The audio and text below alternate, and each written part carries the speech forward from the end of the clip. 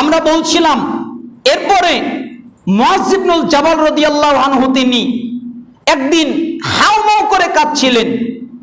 মাজমাউজ জাওয়ায়েদের 11786 নম্বর হাদিস এটা। তো একজন লাম্মান হাদারাতুল মাউতু বাকা, একদিন তিনি অনেক কান্নাকাটি করছিলেন। তাই কেউ তাকে জিজ্ঞেস করলো, মা ইবু কি কা, কি ব্যাপার, আপনি কাঁদেন কেন, আপনার কান্নার কারণ কি?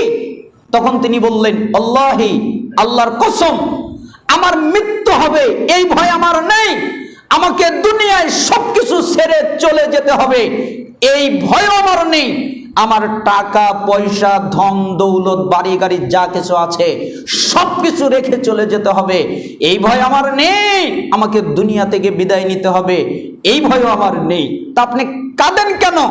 আমি কাঁদি কেন জানো? আমি মুহাম্মদ সাল্লাল্লাহু আলাইহি ওয়াসাল্লামকে বলতে শুনেছি, তিনি বলেছেন, ইন্নামা হুমা কবদাতান ফাকবদাতুন ফিন নার ওয়া কবদাতুন ফিল জান্নাহ ওয়ালা আদরি ফি আইয়িল কবদাতাইনি আকুনু। শোনো, আল্লাহ তাআলা এই যত রূহ আছে সমস্ত রূহকে দুই ভাগে ভাগ করেছেন, দুই মুষ্টিতে ভাগ করেছেন। একটা যাবে জান্নাতে, একটা যাবে জাহান্নামে। আমি মুআয ইবনুল জাবালের জানা নাই আমি জান্নাতেরটাই না জাহান্নামেরটাই এটা আমি জানি না, তাই আমি কাঁদছি। আল্লাহ যদি আমাকে বলে দিতেন যে জান্নাতের এই হাতে তুমি আছো, জাহান্নামের এই হাতে তুমি আছো, তাহলে আমি কাঁদতাম না। কিন্তু আমার জানা নাই আমি কোথায় যাব, তাই আমি কাঁদছি। সালাফরা খুব কান্নাকাটি করতেন। একজন লোক রাস্তা দিয়ে যাচ্ছিলেন, দেখে একটা ঘরের ভিতরে কান্নাকাটির শব্দ, তাই তিনি ওই জায়গায় দাঁড়ালেন, বাড়িতে সালাম দিলেন, কেউ উত্তর দিল না, প্রবেশ করলেন। এরপরে দরজার ভিতর থেকে অনেক জোরে কান্নার শব্দ আসছিল। হায় আমার কি হবে, হায় আমার কি হবে, হায় আমার কি হবে, আমি তো ধ্বংস হয়ে গেছি, আমি তো বরবাদ হয়ে গেছি, হায় আমার কি হবে, এই বলে চিৎকার করছিলেন। তখন তিনি দরজায় হাত দেওয়ার সাথে সাথে দরজাটা খুলে গেলেন। দরজাটা খোলাই ছিল তাই খুলে গেল, চাপ লাগার কারণে। তিনি দেখলেন একজন লোক জায়নামাজে বসে খুব কান্নাকাটি করছে, চোখের পানিতে দাড়ি মুবারক ভিজে গেছে, চোখের পানিতে জামাটা ভিজে গেছে, অনেক কান্নাকাটি করছিলেন। যখন এই লোকটাকে ওই লোকটা দেখতে পেলেন তখন তিনি কান্নাকাটি বন্ধ করলেন।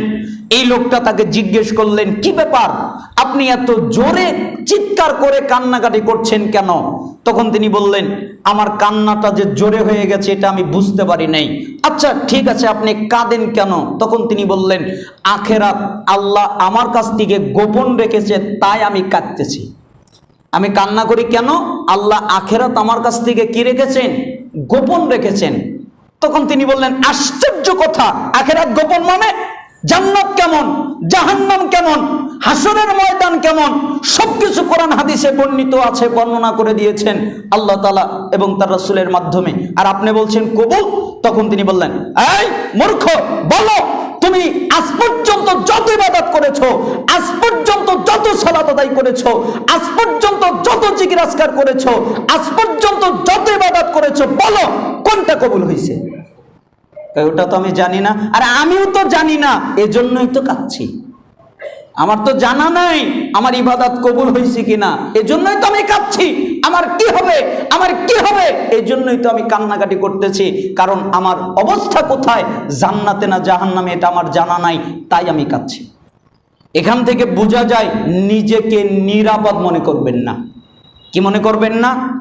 নিরাপদ। সবসময় ভয়ে ভয়ে থাকবেন যে আমার কি হবে, আমার কি হবে। যখনই আপনি নিজেকে নিরাপদ মনে করবেন তখনই আপনি ধ্বংস হয়ে যাবেন। যখন আপনি ভয়ে ভয়ে থাকবেন তখন আপনি কল্যাণের মধ্যে আছেন, ভালোর মধ্যে আছেন। আর যখন আপনি এই নিরাপদ বোধ মনে করবেন যে আমি নিরাপদ, আমার কোনো ভয় ভীতি নেই, তখনই আপনি ধ্বংস হয়ে যাবেন। আল্লাহ সুবহানাহু ওয়া তাআলা আমাদেরকে সত্যিকারভাবে আল্লাহ সুবহানাহু ওয়া তাআলাকে ভয় করার তৌফিক দান করুন। আমরা যারা উপস্থিত, আল্লাহ তাআলা আমাদের সবাইকে কবুল করুন এবং আমাদের সমস্ত গুনাহগুলোকে ক্ষমা করে দিন, আমাদের ইবাদতগুলোকে আল্লাহ তাআলা কবুল করে নিন। সমস্ত প্রশংসা আল্লাহ তাআলার জন্যে। সালাত এবং শান্তি বর্ষিত হোক আমাদের প্রিয় নবী মুহাম্মদ সাল্লাল্লাহু আলাইহি ওয়াসাল্লামের উপরে। আমরা একটা বিষয়ে আলোচনা করছিলাম, সেটা হচ্ছে নিজেকে কখনো নিরাপদ মনে করা যাবে না।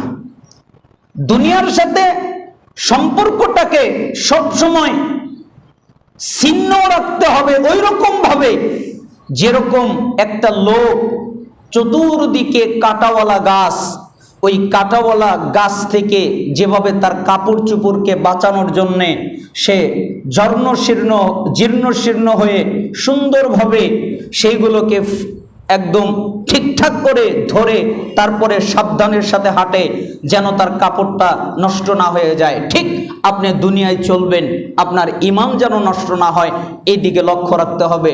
আল্লাহ সুবহানাহু ওয়া তাআলা আমাদেরকে কবুল করুন।